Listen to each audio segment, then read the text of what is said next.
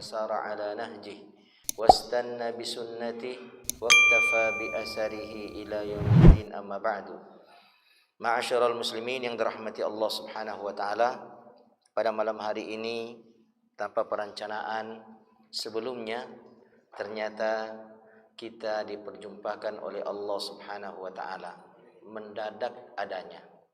Tetapi ini adalah merupakan perjumpaan yang istimewa karena kita berjumpa di rumah Allah untuk tujuan yang mulia, menunaikan kewajiban kita terhadap Al-Quran, yaitu tidak sekedar membacanya, tetapi juga berupaya untuk menghayati kandungan-kandungan makna.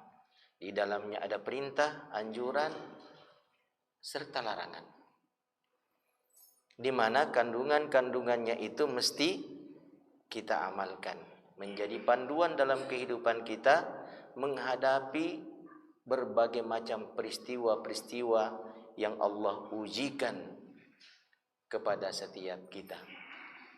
Sesungguhnya kewajiban kita terhadap Al-Quran itu minimal ada 8. Entah apa kita sudah menunaikan semuanya atau sebahagiannya, wallahu ta'ala a'lam. Masing-masing kita meng-cross check diri sendiri. Kewajiban yang pertama adalah ta'zim. Kalau dalam bahasa Arab itu selalu didahului dengan T. Ta. 8 ta. Ta pertama ta'zim, yaitu mengagungkan Al-Quran, mensucikan Al-Quran, mengkultuskan Al-Quran, memuliakan Al-Quran dalam pikiran kita, pandangan kita, perasaan kita. Tidak ada kitab yang lebih agung, tidak ada perkataan yang lebih agung, tidak ada ucapan yang lebih suci, lebih mulia, lebih bertuah, lebih dahsyat, melebihi daripada kalamullah. Kebaikannya, keberkahannya, kebertuahannya tidak ada yang bisa menandinginya. Dia begitu mulia, agung dan suci, mengantarkan manusia pada kebaikan yang tak terhingga, pada keberuntungan yang tak berpenghujung, pada kesejahteraan yang sangat nikmat. Ketika seperti itu pandangan kita terhadap Al-Quran, maka T berikutnya yang kedua akan mudah kita lakukan. Meskipun mengorbankan semuanya, harta terkorbankan kita tak peduli, waktu terkorbankan kita tak peduli. Mengapa? Karena kita sedang memburu sesuatu yang sangat agung dan mulia. Karena kita sedang ingin mendapatkan sesuatu yang sangat suci dan sakral. T berikutnya adalah ta'allum, mempelajari, untuk mengetahuinya. Seseorang ma'asyiral muslimin cenderung termotivasi untuk mengetahui apa yang dia anggap agung, apa yang dia anggap mulia, apa yang dia anggap sakral. Seseorang cenderung mencari, memburu dan memperjuangkan sesuatu yang dia anggap agung, sesuatu yang dia anggap mulia. Dan sebaliknya, seseorang itu kadang acuh tak acuh, tak peduli, tak ingin tahu terhadap sesuatu yang dia anggap remeh, yang tak berarti bagi dia. Iya enggak? Betul ya? Betul ya? Ya, betul. Apa kira-kira yang kita anggap remeh kira-kira? Yang kita anggap remeh, sehingga kita tidak termotivasi, jangankan untuk mendapatkannya, untuk mengetahuinya aja kita kadang tidak termotivasi. Kira-kira apa? Seperti apa yang kita kadang pandang enteng dan remeh dalam kehidupan kita, entah itu benda atau yang lainnya, sehingga kita sama sekali tidak termotivasi. Jangankan untuk mendapatkan hal itu, untuk mengetahuinya aja kita kadang nggak perlu. Kira-kira seperti apa kira-kira? Nah,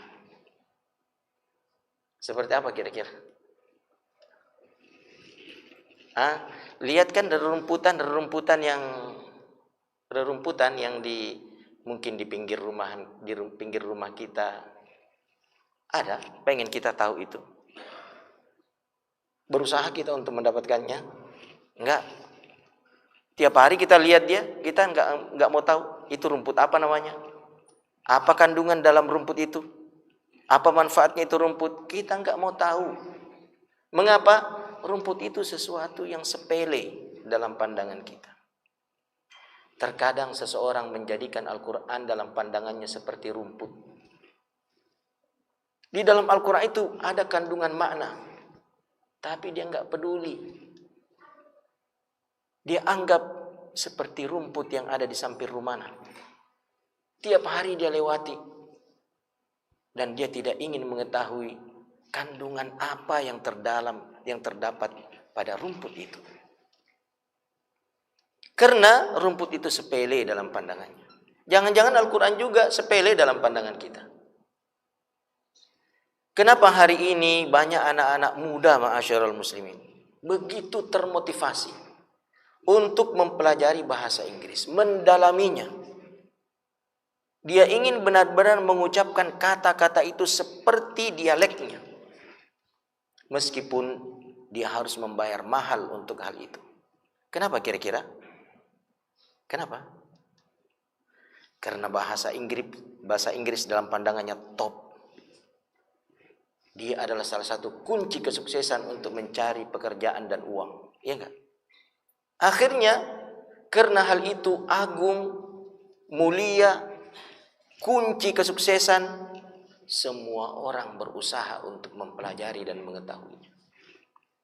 Lain halnya dengan Al-Quran.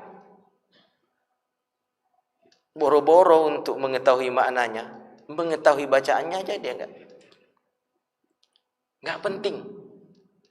Mengapa? Dia anggap Al-Quran itu tidak mengantarkan pada kesuksesan. Dia menganggap Al-Quran itu bukan sesuatu yang berarti. Untuk apa saya pelajari? Subhanallah.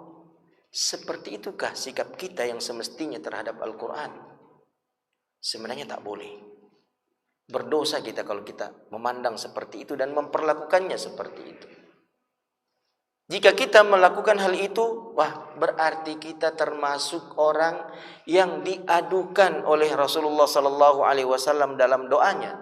Lalu kemudian doa itu diabadikan di dalam Al-Quran. Celakalah kita, auzubillah. Seperti yang terdapat dalam surah Al-Furqan ayat 30. Ya. Kita bukalah. Mungkin di HP kita ini ada mushaf Android ya. Ya seperti ini. Ya.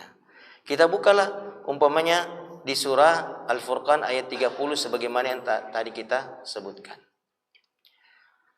Pada ayat itu Allah Subhanahu wa taala kalau antum perhatikan mengabarkan kepada kita tentang apa yang diadukan oleh Rasulullah sallallahu alaihi wasallam.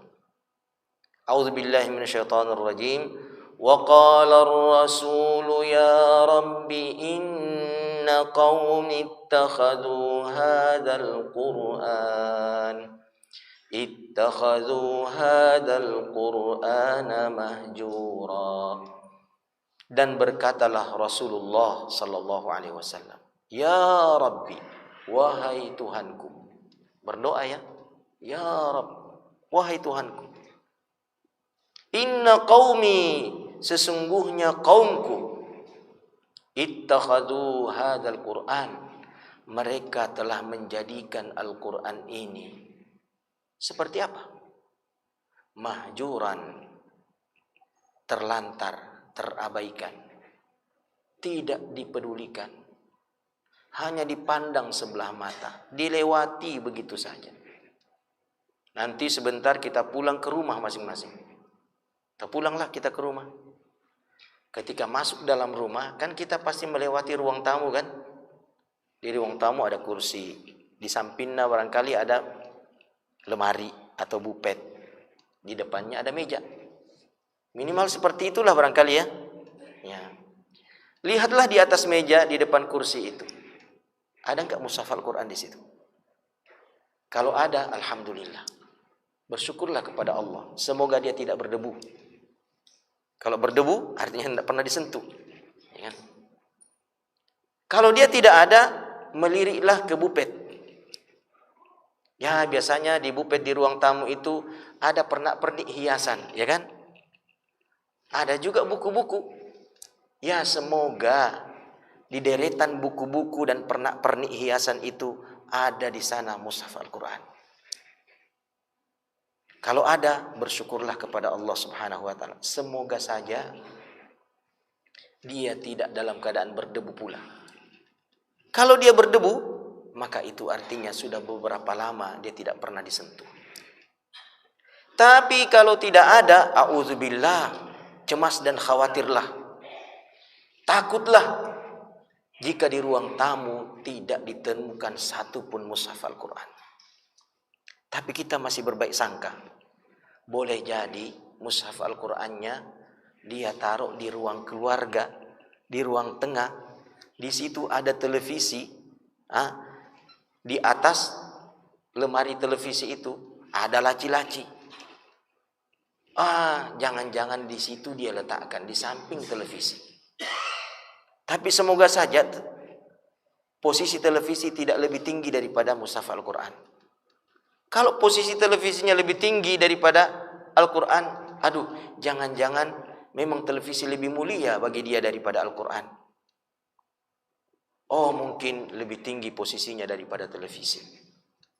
Di ruang tengah, alhamdulillah, bersyukurlah kepada Allah. Di rumah Anda, di ruang tengah itu masih ada mushaf Al-Quran. Tapi kalau tidak ada, mungkin kita masih berbaik sangka. Di rumah itu ada 2 kamar tidur. Jangan-jangan di salah satu dari 2 kamar tidur itu dia simpan. Tapi kalau tidak ada, jangan cari di dapur. Mustahil kita akan menemukan. Dan pun kalau dia meletakkan mushaf Al-Quran di dapur, itu bukan tempat yang layak bagi Al-Quran. Dan jika benar ada seorang muslim tidak ada satupun mushaf Al-Quran di rumahnya, jangan-jangan dia termasuk yang diadukan oleh Rasulullah. Wal'iyadzubillah. Ittakhadhu hadzal Qur'ana mahjura. Mereka telah menjadikan Al-Quran ini sesuatu yang terlantar dan diabaikan. Tak dipedulikan. Bagaimana mungkin dia mempedulikan Al-Quran sementara Al-Quran dalam pandangannya, dalam perasaannya, bukan sesuatu yang bermakna, bukan sesuatu yang berarti. Lebih bermakna dan berarti lembaran-lembaran rupiah dalam pandangannya. Dimanapun lembaran rupiah itu berada, dia akan melangkahkan kaki, melakukan perjalanan sejauh apapun, sesulit apapun, demi mendapatkan lembaran-lembaran rupiah tersebut. Lain halnya di masa Rasulullah. Para sahabat, para tabi'in, mereka meninggalkan rumah mereka, keluarga mereka, melakukan perjalanan yang sangat jauh, berat, melelahkan, demi untuk mempelajari beberapa ayat dari Al-Quran. Kenapa mereka melakukan itu? Karena di masa itu bagi mereka satu ayat Al-Quran itu lebih baik daripada tumpukan uang, tumpukan harta. Pandangan itu kini berubah, ma'asyiral muslimin. Tumpukan uang, jangan tumpukan uang. Selembar uang yang nilai nominalnya 50.000 itu lebih mulia daripada 30 juz Al-Quran. Nah, ma'asyiral muslimin, mempelajari Al-Quran itu adalah merupakan kewajiban kita yang harus kita tunaikan. Mengilmui Al-Quran itu adalah merupakan prioritas utama yang harus didahulukan oleh setiap muslim. Karena dia tahu bahwa di alam barzakh nanti Salah satu dari 4 soalan yang pasti diajukan oleh malaikat kepada setiap kita adalah soalan tentang ilmu. Dalam hadis Barra bin Azib yang diriwayatkan oleh Imam Ahmad, hadisnya panjang, tentang proses keluarnya ruh orang-orang beriman. Lalu nanti dimasukkan ke dalam kuburan. Faja'ahu malakani. Ini tentang orang beriman. Faja'ahu malakani. Fi ahsani hayatin. Wa ahsani suratin. Wa atyabi rihin. Fayujlisanihi wa yas'alanihi. Datanglah 2 malaikat dalam rupa yang sangat indah. Pakaian yang sangat elok. Aroma yang sangat harum mewangi. Lalu kedua malaikat itu mendudukkan orang tersebut, lalu mengajukan pertanyaan. Man rabbuk? Siapa Tuhanmu? Orang beriman tanpa ragu, tidak terbata-bata, dia mengatakan Rabbi Allah, Tuhanku adalah Allah. Lalu yang kedua, wa ma dinuk? Apa agamamu? Tanpa ragu, tidak terbata-bata, dia mengatakan din Islam. Lalu yang ketiga, wa ma hadzal rajul ladzi bu'itsa fikum? Siapakah lelaki yang diutus di tengah-tengah kalian? Siapakah lelaki yang diutus di tengah-tengah kalian? Andai saja saya bertanya kepada hadirin, siapakah lelaki yang berada di belakang saya di atas mimbar? Siapa beda? Mimbar di? Oh ya, mimbar itulah. Siapakah lelaki yang sedang berdiri di belakang saya di depan di atas mimbar? Ada yang bisa menjawab? Siapa dia? Hah? Benar, ada? Ada indra keenamnya antum kalau begitu. Siapa beda? Siapa kira-kira di sini? Siapa ini? Yang ini siapa ini? Kenapa tidak ada yang bisa menjawab? Karena tidak ada yang dilihat. Iya enggak? Mustahillah kita bisa menebak sesuatu yang kita tidak lihat. Berarti soalan ini seolah-olah mengabarkan kepada kita akan ada satu sosok yang dinampakkan yang mesti Anda kenal. Kalau Anda tidak kenal, celaka. Bagaimana mungkin kita mengenal sosok yang selama ini, jangankan melihatnya dalam kehidupan nyata, memimpikannya aja enggak. Mustahillah kita bisa mengenalnya. Tetapi bagi orang-orang beriman, spontan dan otomatis dia akan mengenal sosok Rasulullah sallallahu alaihi wasallam. Antum kan ketemu nanti dengan hadisul bitaqah. Ya, kalau ada anak setiwa di sini, di googling aja hadisul bitaqah. Bitaqah itu kartu. Fiha kalimatu la ilaha illallah. Pada kartu itu ada kalimat la ilaha illallah. Yang jika ditimbang dengan 9 sijil ya, atau lebih ya, catatan keburukan seseorang, maka bitaqah kecil yang terdapat kalimat la ilaha illallah syahadat itu akan lebih berat mengangkat semua sijil itu, atau akan mengangkat bahkan semesta ini seluruhnya. Begitu beratnya bitaqah tersebut. Kalau saya ingin melakukan pendekatan pendekatan logika akal, kita lihat ada nggak sinyal kita lihat di sini nih?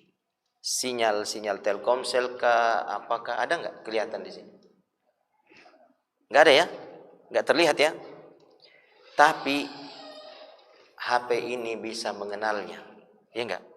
Dia tangkap itu sinyal itu. Kenapa dia bisa tangkap? Perangkat HP ini bisa menangkap sinyal yang kita tidak lihat di sini nih. Kenapa? Apa sebabnya? Karena ada kartu diselipkan di sini nih.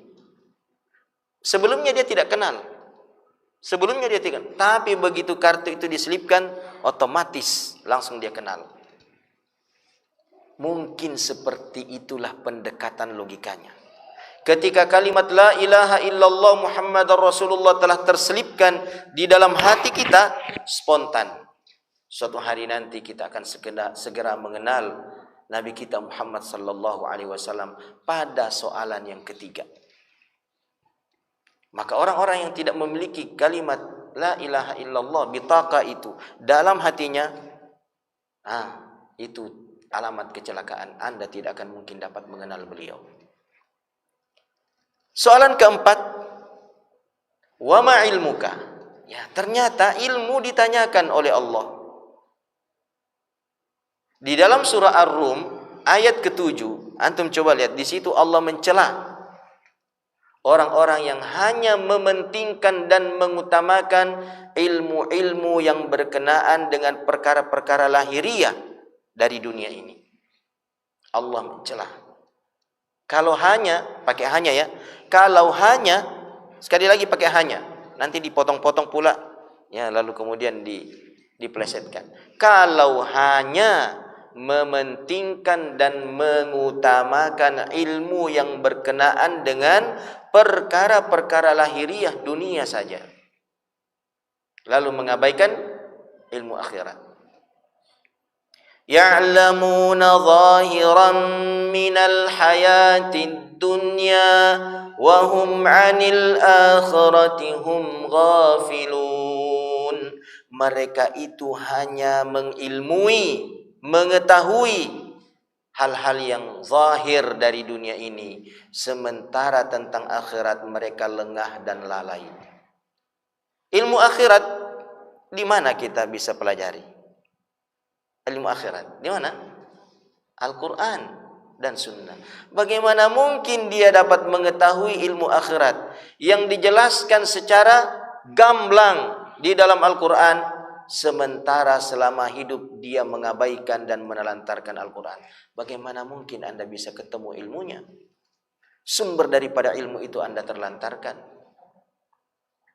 Maka waspada dan berhati-hatilah. Jangan sampai kita termasuk orang yang diadukan oleh baginda Rasulullah sallallahu alaihi wasallam hanya karena kita semasa hidup di dunia mengabaikan dan menelantarkan Al-Quran, menyepelekan Al-Quran, tak peduli dengan Al-Quran.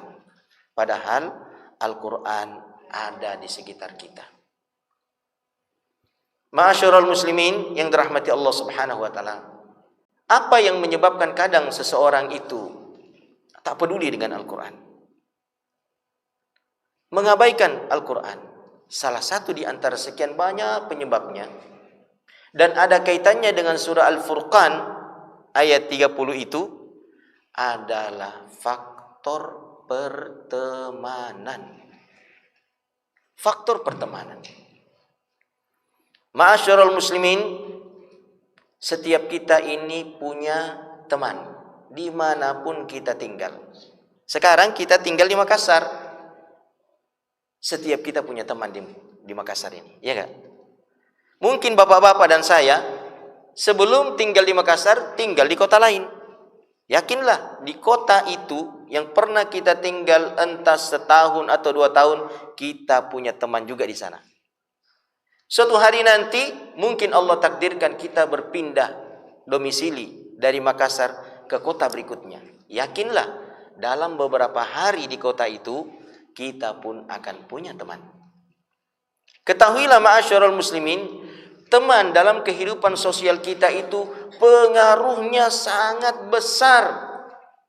Bukan hanya pada pendapatan dan penghasilan ekonomi kita, tapi dia juga memberikan pengaruh yang sangat besar terhadap agama yang kita yakini, agama yang kita amalkan, perilaku dan etika dalam kehidupan kita. Oleh karenanya Rasulullah sallallahu alaihi wasallam bersabda, "Al-mar'u ala dini khalilih." Seseorang itu agamanya tergantung pada agama sahabat dekatnya. Yang membuat kita kadang hadir ke pengajian gara-gara siapa? Teman kan? Saya mengisi pengajian ini gara-gara teman juga nih. Ya, saya lagi menjamu tamu, keluarga datang dari Kalimantan, datang dari Tanduk Tedong, sementara ini menjamu nih mereka nih. Tiba-tiba Ustadz Rahmat Arsyad nelpon. Saya lihat sebenarnya itu panggilannya berulang. Ada panggilannya tidak ter. Tidak lama kemudian, manggil lagi dia. Saya angkatlah. Ustaz, tidak ada jadwal pengajian malam ini. Tidak ada. Bisa dulu ke masjid. Ya, di Tondok Puli. Siap. Meluncur sekarang Ustaz ya. Karena sudah mau. Ya, jadi lari Rossi lah. Tadi kita 60, 70, subhanallah. Ya, zigzag. Ya, tidak apa-apalah ya. Ya. Balapan fisabilillah. Alhamdulillah tiba sebelum qomat. Ya, saya hadir di sini salah satu di antara penyebabnya karena pertemanan. Betapa teman itu sangat mempengaruhi kemana kita pergi, di mana kita duduk, apa yang kita bicarakan. Nah, ma'asyiral muslimin, demikian pula halnya ketika seseorang berada di kafe, berlama-lama di kafe. Itu dia ke kafe, salah satu di antara penyebabnya adalah teman. Azan berkumandang dan dia tetap bertahan di kafe, gara-gara siapa? Teman juga. Ya kan? Lewat 2 waktu sholat, dia masih di kafe, itu gara-gara siapa? Teman juga. Subhanallah. Betapa terkadang agama itu rusak pada diri seseorang diakibatkan oleh temannya. Oleh karena itu, ma'asyiral muslimin, sebelum ayat Al-Furqan 30 tadi itu, antum mundur ke belakang beberapa ayat. Mulai dari ayat 27, 28, ketemu jawaban. Siapa yang menghalangi seseorang itu dari Al-Quran? Wa yawma ya'addu adh-dhalimu ala yadayhi yaqulu ya laitani ittakhadhtu ma'ar rasuli sabila. Itu 27-nya. 28, ya wailata laitani lam attakhidh fulanan khalila laqad adallani 'aniz zikri ba'da idh ja'ani wa kana asy-syaitanu lil insani khazula. Orang-orang zalim nanti di akhirat, Allah ceritakan keadaan mereka. Ternyata semua mereka dalam keadaan menyesal. Penyesalannya sangat pahit dan menyakitkan. Kalau di dunia seseorang menyesal, dia cukup menggambarkan dan mengekspresikan penyesalan itu dengan hanya menggigit 1 jari. Ya kan? Cukup 1 jari untuk mengekspresikan sakitnya sebuah penyesalan. Tapi di akhirat, ala yadai, Allah mengatakan ya, wa yauma ya'addu adh-dhalimu ala yadaihi. Pada hari di mana orang-orang zalim itu menggigit kedua tangannya. Itu ekspresi dan gambaran betapa menyakitkannya penyesalan pada saat itu. Apa yang dia sesali? Dia mengatakan ya laitani ittakhadhtu ma'ar rasuli sabila. Duhai betapa celakanya aku. Seandainya dahulu di dunia semasa hidupku, aku mengikuti jalannya Rasulullah. Oh, selama ini memang dia memandang enteng dan remeh, bahkan memusuhi, membenci jalannya Rasulullah, meskipun dia mengaku muslim. Memang apa jalannya Rasulullah? Jalannya Rasulullah Allah telah jelaskan dalam surah Yusuf ayat 108. Tentang jalan itu Allah perintahkan kepada nabinya untuk mengumumkan kepada semua manusia agar mereka mengetahuinya dan kemudian meniti jalan itu, menelusurinya sampai ia berjumpa dengan Tuhannya. Apa memang jalannya? Qul hadhihi sabili ad'u ila Allah ala basiratin ana wa man ittaba'ani ila akhiril ayat. Katakanlah wahai Muhammad, hadhihi sabili, inilah jalanku. Rasulullah sallallahu alaihi wasallam telah menyampaikan jalan itu dan mengabarkannya kepada umatnya. Ini jalanku. Maka pastikanlah hari ini kaki kita sedang berdiri berpijak di atas jalan itu, sedang melangkah menelusuri jalan itu, jangan pernah berpaling darinya. Sesepi apapun hari ini jalan itu dilalui oleh orang, jangan pernah berpaling. Salah seorang ulama salaf, Fudail bin Iyad, mengatakan, "Alaika bituruqil huda, wala tadurruka qillatus salikin, wa iyyaka wa turuqid dalala, wala taghtaranna bi kasratil halikin." Hendaklah engkau senantiasa berada di atas jalan al-haq, kebenaran. Jangan engkau tercederai dengan sedikitnya orang yang melintasi jalan itu. Jangan. Tetaplah teguh, konsisten, istiqamah, meskipun Anda sendiri berjalan di jalan itu. Dan hati-hati, waspada dengan jalan-jalan kesesatan.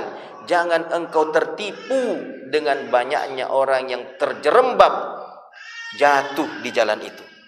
Itu jalan kesesatan, ramai ma'asyarul muslimin.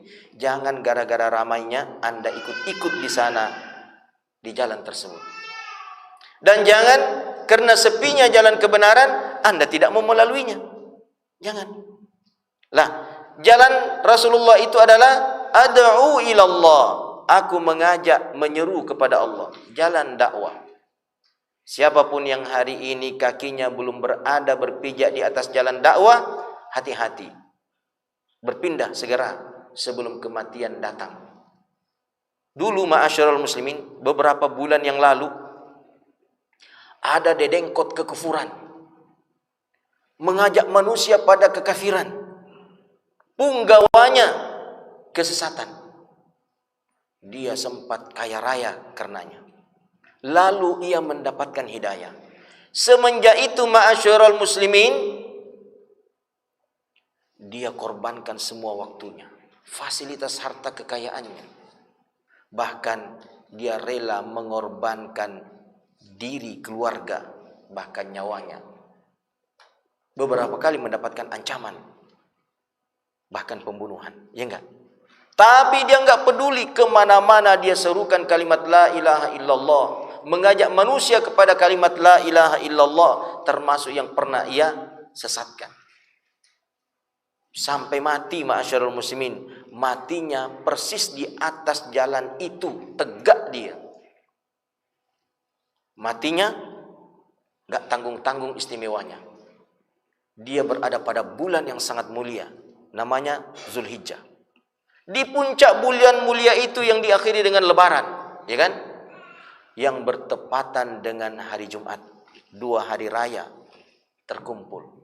Allah pilihkan tempat yang paling istimewa di masjid. Di dalam masjid, tempat paling istimewa di mana? Di atas mimbar, tempatnya para nabi itu menyampaikan dakwah. Dan pada saat sedang berkhutbah, pada khutbah yang kedua, wih, betapa istimewa kematian ini. Luar biasa. Mengapa? Karena kakinya tegak dan tidak pernah berhenti melangkah di atas jalan dakwah. Allah buktikan untuk dia dan untuk semua orang. Seperti itulah semestinya kita hidup di dunia ma'asyarul muslimin. Ikuti jalan Rasulullah agar kita nanti tak menyesal. Karena Rasulullah ketika mengumumkannya, ana wa manittaba'ani, aku dan siapapun yang mengikuti aku. Di jalan ini, kata Rasulullah, aku dan siapapun yang mengikuti aku. Ya, pedagang juga kan mengaku mengikuti Rasulullah. Ya, Anda sebagai pedagang harus dengan perdagangan itu berada di atas jalan ini. Keuntungan terbesar Anda, oh ada lagi nih ma'asyarul muslimin, gak tanggung-tanggung dia, miliaran duitnya. Duit pribadi. Kalah kita ma'asyarul muslimin, ya kan? Itu perangkat elektronik untuk medianya itu miliaran harganya. Itu dibeli dengan uang pribadi. Dia kalau undangan tidak mau dibelikan tiket, dia beli tiket sendiri. Tidak mau dibayarkan hotel, bayar sendiri. Subhanallah. dan dakwanya nggak kaleng-kaleng dia. Ya, bukan ukuran kota dia, negara ma'asyar internasional. Itu pakai biaya pribadi. Subhanallah. Iri kita dengannya. Ya, kita belum diberikan kemampuan oleh Allah untuk melakukan hal yang seperti itu. Tapi dia telah membuktikannya. Ma'asyiral muslimin, kita kembali kepada surah Al-Furqan itu ya. Yang ke-28. Apa yang menjadi penyebab banyak orang tidak meniti dan melangkah di atas jalan dakwah? Ya wailata laitani lam attakhidh fulanan khalila. Duhai betapa celakanya diriku, seandainya aku tidak menjadikan si fulan itu sebagai teman dekatku. Oh, dia sesali temannya. Memang kenapa dia sesali? Laqad adallani 'aniz zikri ba'da iz ja'ani. Sungguh dialah yang menghalangi aku dari az-zikr, dari peringatan Allah, dari Al-Qur'an, setelah peringatan Allah itu datang kepadaku. Gara-gara teman, ma'asyarul muslimin. Dia yang halangi aku pengajian. Dia yang halangi aku ikut halaqah tarbiyah. Dia yang halangi aku ikut halaqah tahsin, ya, memperbaiki bacaan Al-Qur'an. Saya punya pengalaman, ma'asyarul muslimin, di Rumah Sakit Wahidin pada tahun 2010 silam. Ketika dipanggil untuk menangani pasien. Pasien ini dalam kondisi gelisah. Dan kami termasuk salah satu dari 5 rohaniawan atau konsultan ruqyah di sana. Masuklah orang yang cukup terkenal. Dalam kegelisahannya itu dia mengatakan, Allah itu tidak adil sama saya. Auzubillah. Ya, saya kurang baik apa? Saya juga begini, saya juga puasa Ramadan, saya juga banyak sedekah, bla bla. Saya diberikan sakit. Dinasihatilah. Ya, Allah itu enggak boleh diprotes. Enggak boleh sama sekali protes. Bahkan ketika Allah mencabut nyawa kita pun kita enggak boleh protes, ya kan? La yus'alu amma yaf'al wa hum yus'alun. Kita ketika mendapatkan musibah, wa basyirus sabirin alladzina idza asabatuhum musibah qalu inna lillahi wa inna ilaihi raji'un. Kalau ditimpa musibah, kami ini milik Allah, terserah Allah mau buat apa, dan kami nanti akan kembali kepada Allah. Toh ini miliknya. Ya. Sebagaimana tidak layak kita protes tetangga kita yang pakai mobil pribadinya naik ke gunung, melewati jalan-jalan rusak. Boleh nggak kita protes? Kenapa kau pakai mobilmu itu ke jalan-jalan rusak, jalan-jalan berlumpur? Boleh? Kalau kita protes dia melakukan itu, apa jawabannya kira-kira? Pusing amat sih. Ya. Emang kenapa kau pusingi? Ini barang. Allah Anda pusingi, auzubillah. Jadi ma'asyiral muslimin, setelah diruqyah beliau diruqyah, ya, diterjemahkan sebagian ayat-ayatnya dan doa-doanya. Ada satu ayat sangat berkesan bagi dia. Doa pagi petang kita ini, Allahumma inni as'alukal afwa wal afiyah fid dunya wal akhirah. Allahumma inni as'alukal afwa wal afiyah fi dini wa dunyaya wa ahli wa mali. Allahumma astur aurati wa amin rawati. Allahumma fadni min baini yadayya wa min khalfi wa an yamini wa an shimali wa min fawqi wa a'udzu bi'azamatika an uqtala min tahti. Ya kan? Doa pagi petang. Jaga aku dari bagian depan, belakang, kanan, kiri, atas, bawah. Ustaz, itu ada tadi doa yang jaga depan, jaga belakang, jaga kanan, kiri, atas dan bawah itu bagus sekali doanya, Ustaz. Tuliskan saya sebelum kita tinggalkan ini ruangan. Minta secari kertas, pulpen, tulis. Otomatis ya dengan huruf Latin atau Arab? Latin. Kalau kita ya huruf Arab lah, otomatisnya kita menulis doa itu dalam huruf Arab. Ya, pakailah huruf Arab, 1 baris lewat. Kalau biasanya itu ada 4 baris lah atau 5 baris. 1 baris sempurna. Dia melirik ke kertas itu, Ustaz, jangan ditulis seperti itu. Ya kan? Mungkin dalam anggapan saya mungkin karena belum ditaruh fathah, kasrah, dhammah dan seterusnya, ya, tanda baca. Saya pun mengatakan, Pak, tenang, nanti saya akan sempurnakan semua huruf-hurufnya dengan tanda baca, yang kasrah dikasrakan, yang fathah difathahkan, yang dhamma didhammakan, yang sukun disukunkan, yang tasydid pun dikasih tanda tasydid. Sempurna pokoknya. Dia pun mengatakan, Ustaz, biar sempurna tanda bacanya saya tidak bisa baca.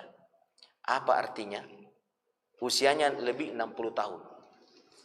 Apa artinya? Apa artinya? Tidak pernah membaca Al-Quran. Hidup di dunia 60 tahun lebih, ngapain aja? Apa yang dibaca? Kenapa Al-Quran tidak pernah dibaca? Subhanallah. Ternyata di negeri terbesar kaum muslimin di dunia, ada orang yang hidup 60 tahun lebih tidak pernah membaca Al-Quran. Dan dia mengaku sebagai seorang muslim. Iqra'ul Quran, kata Rasulullah, ya kan?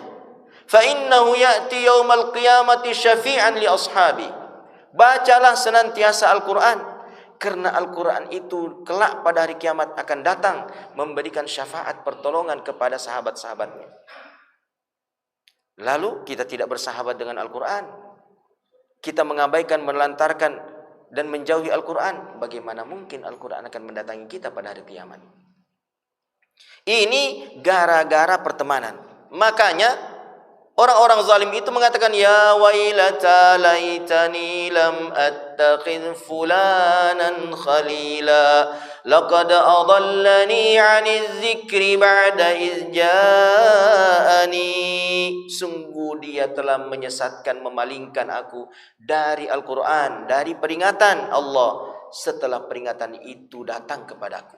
Itu teman, ma'asyarul muslimin. Lalu Allah mengatakan, wa kana syaitanu lil insani khazula. Begitulah syaitan. Ternyata temannya itu disifati oleh Allah dengan sifat syaitan. Maka jangan pernah berteman dengan syaitan. Siapa itu? Yang cuma ngajak ngopi, tidak pernah ngajak ke masjid. Yang cuma ngajak baca status, tidak pernah ngajak membaca Al-Quran. Jangan-jangan dia syaitan, ma'asyarul muslimin. Wa kana syaitanu lil insani khazula. Dan jika kita telah berteman dengan komunitas-komunitas, ya, yang mengingatkan kita salat berjamaah, mengingatkan kita pengajian, mengingatkan kita kebaikan, jaga pertemanan itu. Karena itulah pertemanan yang abadi. Nanti antum buka, ya, sebagai penutup surah Az-Zukhruf ayat 67. Allah berfirman mengingatkan tentang pertemanan yang abadi dan pertemanan yang akan berubah menjadi permusuhan yang sengit. Al-akhillau yawma idzin ba'duhum li ba'din aduwwun illal muttaqin. Pertemanan dan persahabatan yang erat pada hari kiamat nanti berubah menjadi permusuhan yang sengit kecuali orang-orang yang bertakwa. Maka Rasulullah mengatakan sebagai pesan terakhir bagi kita, la tusahib illa mu'minan wa la ya'kulu ta'amaka illa taqiyun. Jangan engkau bersahabat kecuali kepada orang-orang yang beriman, dan jangan memakan makananmu, kata Rasulullah, kecuali orang-orang yang bertakwa kepada Allah Subhanahu wa taala. Semoga ma'asyarul muslimin pertemanan kita ini menjadikan kita senantiasa menunaikan kewajiban-kewajiban kita terhadap Al-Quran yang 8 itu. Ta'zim, ta'allum, tilawah, tadabbur, tatbik, pengamalan, kemudian tabligh, penyampaian, mengajarkan, dakwah, kemudian tahkim, menjadikan sumber hukum, dan tahammulul masyaqqah yang ke-8, teguh tegar menghadapi segala ujian dan penghalang. Sebab kalau kita tidak teguh, kita akan meninggalkan Al-Quran dengan banyak alasan. Demikian ma'asyarul muslimin, apa yang dapat kita sampaikan semoga memberikan pencerahan, motivasi dan manfaat. Yang benar datangnya dari Allah, yang keliru dan salah pasti datang dari kebodohan kami. Kita mohon ampun kepada Allah dari setiap kekeliruan dan kesalahan itu.